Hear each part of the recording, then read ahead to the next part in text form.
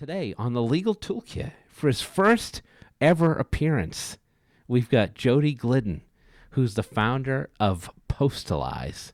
Jody, man, welcome to the show. How you doing? Yeah, really good. Yeah, really nice to be on the show. I appreciate you making the time for us. Um, you've got this AI product, which I really like, and I want to talk about that. But before we get there, can you give me a little bit on your background? Yeah, sure. So I got into computers when I was a little kid, and I was Yeah. just trying to figure out how to, how I was going to do my career. At one point, I thought I was going to be a lawyer. Point, I thought I was going to be a teacher. Um, Someone ended up calling me and asking if I wanted to join a tech startup in the early '90s. I ended up joining. We ended up making that successful. It was called scholars.com, and we sold it to the biggest e-learning company in the world. Oh, I then cool. started my own tech startup after that. We sold that back to the same company in the late '90s. I then started another company called Chalk Media, which we sold to BlackBerry in 2009. Wait, Um, BlackBerry? The yeah, BlackBerry? yeah, Like the phone company? Oh man, I love it. before the iPhone came out. We were one of the first applications for the BlackBerry that was like an enterprise application. Oh, And sweet. That's yeah, amazing. yeah, it was a lot of fun. And then we ended up I stayed with BlackBerry for a year or two, did my time, and then came up with this idea for a company called Introhive, which a lot of people in the legal space probably know. It was one of the Yes. biggest software companies in the world. So I founded that. The idea behind Introhive was really to help figure out who in these large law firms or large accounting firms or consulting firms, who everybody knew and how well they knew them so it could help them with business development. During the course of that, I met, so many of the best rainmakers, business development people, and marketers in the Yeah. legal space, and learned so much during that time. I was CEO and founder of that company for 12 years, and so then when I left was just when generative AI was coming out, and I had a million different ideas of how that whole industry could be kind of turned over using generative Right. AI. I thought we don't really need to be just giving people data. There's so much we can actually be doing the doing now. There's Yes. Right. yeah, so it really got exciting, and I started thinking about, on the marketing side, how we might be able to generate content for people, but do it in a way that it doesn't sound like AI, where it's kind of like assisting the humans instead of just writing stuff. Right. Right. Um, Right. and then but I thought, one of the biggest problems when I thought of some of the best rainmakers in the world, I thought they're the people that are really personal. They're the people that remember, my kid's birthday, and they text me and call Right. and say like, how's Peyton doing? And how's this and that. And they're actually your friend, Right. and it's Right. genuine. And so I thought, what if we could start a company where we could make people scale in how far and wide they could go with the genuine communication that they have with their clients that are the most important clients for them. Beautiful. That was a pretty good encapsulation. Um, Normally I ask people for their founder story, and it's like a whole meandering thing, but well done. Okay, so can we walk this back a little bit? The BlackBerry thing is super interesting to me, right? Yeah, I think yeah. I think I think a BlackBerry was like the first like phone type thing I had that wasn't like a Zach Morris phone. Um, what was it like at BlackBerry? Like, have you seen the BlackBerry movie I that they did. came out with? Is that all bullshit, or was that what it was really like I there? saw a lot of elements of that. Yeah, yeah. So I wasn't there during the very early years, like in Yeah. the movie kind of started in the late '90s. Right. And Right. I always kind of heard rumors about what that was like and everything. But some of those people were very strong personalities, very driven people, and I think that's why they made it successful. So Right. I wouldn't be surprised if there were some accuracies in there. I'm sure it wasn't 100% accurate, but the Of parts course not. like Yeah. I was in meetings with Jim and Mike and that quite the founders quite a bit, and it was a crazy time because they were trying to figure out, that phone was really built at the time to be the best communication device in the world, Yeah. and It had a keyboard and everything. And then all of a sudden, the compute power became such that you could have apps. And I think that was probably the thing that just kind of changed everything. Yes. Yeah, I think you're right. It's funny, like probably some 25-year-olds out there being like, "What are these assholes talking about? Why are they talking about food?" Um, all right. So the intro hive thing, I think, is interesting. So you've had what? I'm counting like at least three exits. Is that right? Yeah, Or more. am Yeah. I So, uh, more?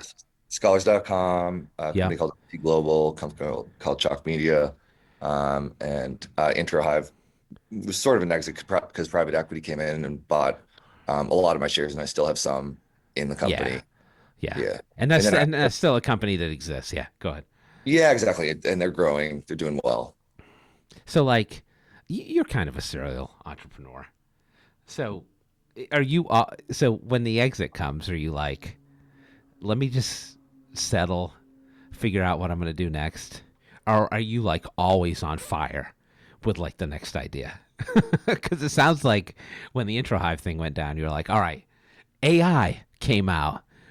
What can I do in this sandbox?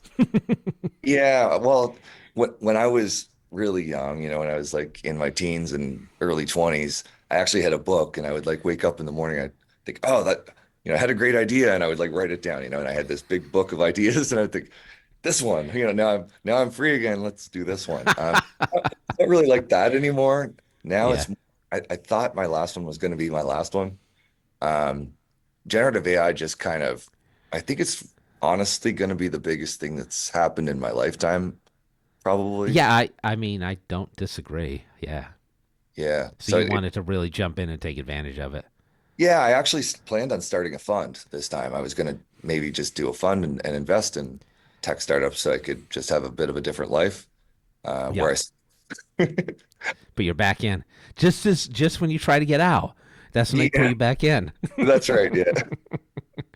All right, let's talk about Postilize a little bit because it's out. It's out now, right? People can buy it. First of all, Yeah, it okay, is. Yeah, we have some great customers. We've just so we started selling to smaller law firms and some other customers, and then most recently in the last month or two, we've started closing some of the really large firms. I can't really announce them nice. yet. Oh, that's all right. That's all right. You come back on, deliver that news. Yeah, Um, that'd be great. I got a demo of the product and I really like it. And we don't do sales pitches here. I think people know that, but I think it's like a really interesting use case. So I want to talk a little bit about it. And I should at this point I should probably say Melissa Rogozinski, my friend, got me clued into what you're doing. She's gonna be pissed off if I don't mention her. So now we've checked that box. Um, I think this is a super interesting use case for AI and one that I hadn't seen before, because like you talked about, you're aggregating information, you're drafting content. So could you kind of give me like some use cases for how it works? Like if I was a partner at a law firm, I'm a rainmaker. Like how does this make my life easier? Well, when I think of some of the best rainmakers in the world, right? There's people out there that have, let's say in the tech transaction space, like tech corporate law, there's people out there that have no unicorns or one unicorn, and then Yeah. there's other people, like there's a guy Michael Esquivel at Fenwick and West had when I last spoke to him had 30 some unicorns, right? It's just outliers, and when you see how they work and act, it's just completely at another energy level, a different level of like closeness with clients. It's pretty incredible. And but he is the kind of guy that is constantly checking in. He constantly seems to remember everything, Yeah. and he seems to notice everything. He has a team of people around him, right? And I thought, how could we make a product that could kind of give people superpowers? And that's really what it is. Because there's really two elements to it. There's how do you notice everything that really matters? Like Right. from, you know, noticing that somebody gets sued before they know they got sued and served, Right. Right. or noticing that somebody all of a sudden became wealthy and has maybe an estate planning issue before they even noticed it, Mm. or even thought about it. Yep. Um, there's all kinds of these things that are events that matter, events that cause opportunities or events that could cause churn because we've all had these friends that were really important that we met during college or at other times that could have been very valuable contacts for us. And then first thing we realized, oh, it's been 2 years since I spoke to that person. So it's, Yeah. that's what I mean by the remembering part and the noticing part. Mm. And generative AI can help with that. But the other thing it can do is help with the ideation. It's like, how do I get that conversation started? Yep. So you were like, let me replicate what these avatars are doing in the community, in a technology system. Yeah, Very clever. except for that we went at it from a point of view of um, I want to make sure that humanization is our first tenant, Right. because we're dealing with the top professionals, right? Some of these people bill out at $1,000, $1,500 an hour, and their reputation is everything. And so it's not about manufacturing as much content as possible. It's about helping give people superpowers to be themselves, but more of it. So within the system, like, I mean, folks can go to the website, check it out. They can get a demo. I encourage you if you're interested to do that. Um, you can. This is sort of close in some ways to an autonomous agent, right? Like the system could collect data, make decisions, post things, send emails to people, and it could run in that fashion, right? It, yeah, it could, except for we don't. Yeah, we don't, because Because we you're don't. working with lawyers, and lawyers are like, I want to check everything, right? Yeah, that's right. That's part of it. Yeah, I mean, having worked with lawyers, top partners and stuff like that for so many years, I realized that's not really what they want. Yeah, Um, there's a trust issue, there's an integrity issue too. It's like if right. even if it replicated exactly what I would have did, was it really me? You know? So Mm, so really I think it's just it was a better model for us to not try to do that. that's fair. So if I'm using this, I basically get prompts, pun intended, to release things into the ether, right? So Yeah. I get on the dashboard. I'm kind of like, okay, here's something I could send out. Here's another thing I could send out. And I'm basically just clicking through. Yes, yes, no, no, no, right? It's just that Yeah. easy. Or edit. Yep. And it Yep. will mimic your style. It will notice how you write, when you write, what you write, what topics you like, what topics your customers are interested in, the relevant business events of your customers and everything else. How is the setup on a system like this? Like, what settings do I have access to? Can I change the tone in which things are written? Can I tweak the sensitivity of the data the system's reacting to and collecting? Like, how does that work? Because I feel like there's a ton of different stuff you could do here in theory. Yeah, we tried to not write it for a tech person though. We tried to write it for, a 65 Oh, year old. sure. That's And, fair. and so So what if you we're wrote it for a 65-year-old white dude sitting in an office, you've definitely hit the law firm market hard. so to give you an example of how that works, it measures something like 20 different elements of how people speak, right? Whether it's Right. how concise they are, how grammatically correct they are, and everything else, right? Um, whether they lean one way or another, even. And so Yeah. it's sort of noticing how these people write, and it will just mimic it. And if they edit it, it will notice that, and it's going to start to mimic that. So they don't have to change any sliders or do anything. They just have to be themselves.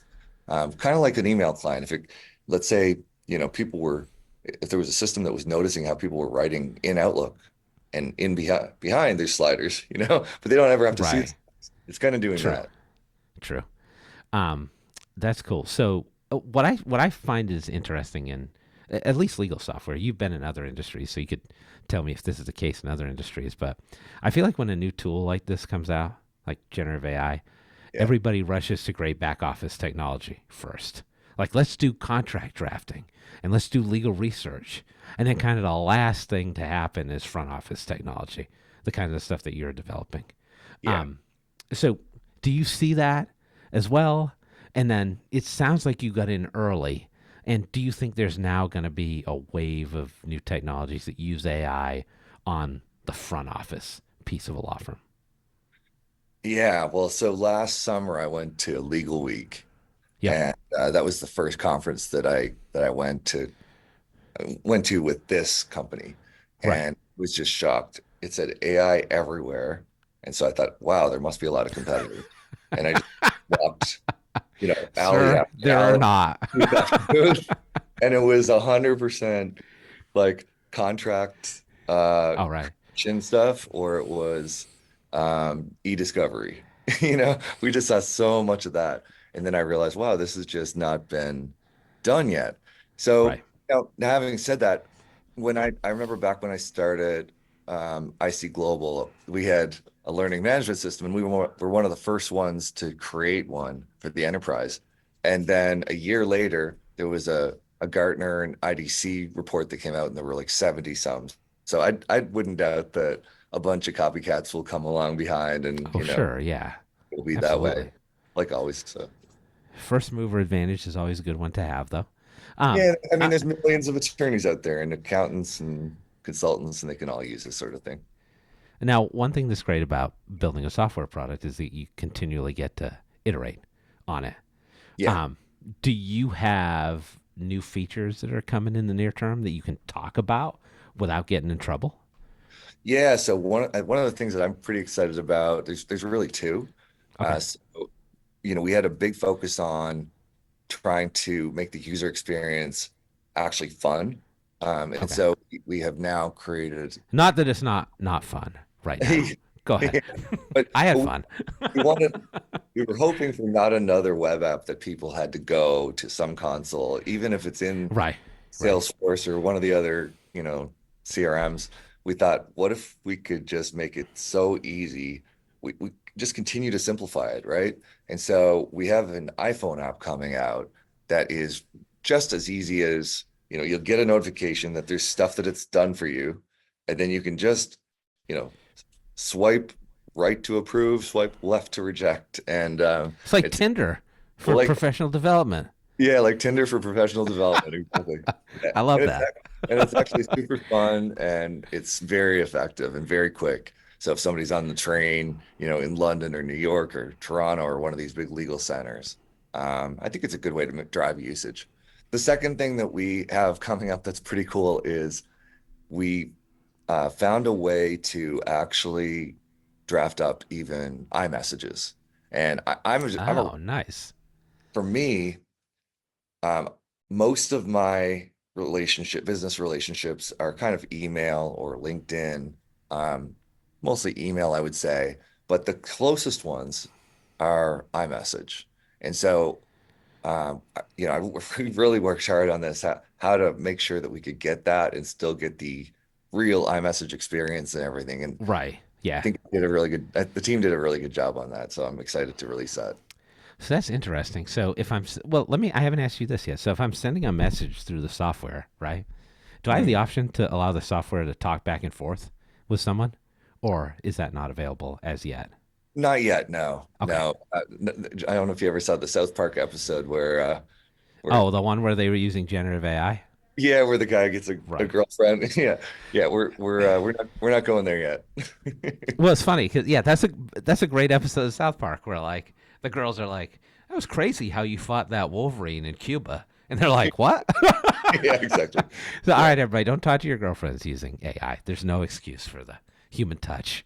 All right, let me ask you one. Let's get a little bit crazy. Let's do one last question. So, like, do you think there's a point in time where like autonomous robots are just networking with each other at some event while we're sitting home in our pajamas? Or do you feel like the human part of the networking thing is so intrinsically tied in that we'll never see that? I think that there will be probably no events maybe someday where there'll be Ah, yeah, that's a better way to look at it. But where automated would we send our robots? Sorry, go ahead. where there'll be automated buyers and automated sellers that will be figuring out what the most important prioritized needs are for you, hunting Right. for the thing, waiting until it exists, finding it, and negotiating like procurement does. That's probably a long way off, but it seems like the Maybe probable a little path. less long than we think, but yeah, go ahead. Yeah, yeah, it's pretty What pretty a, what pretty a time wild. to be alive. You Yeah, know, sometimes I feel like it'd be cool just to be hanging out in the 90s, sitting on some corner somewhere with my BlackBerry. Like those were good times as well. They really were. I have a 15-year-old daughter, and she doesn't even, she has never experienced the time before the internet, and Right. it's pretty crazy to me because some of those were some of the best times. Agree, man. It's such a strange time to be a middle-aged man and be alive in the world. Well, I think the product's really cool. I think people should check it out, and I look forward to seeing what else you do with it.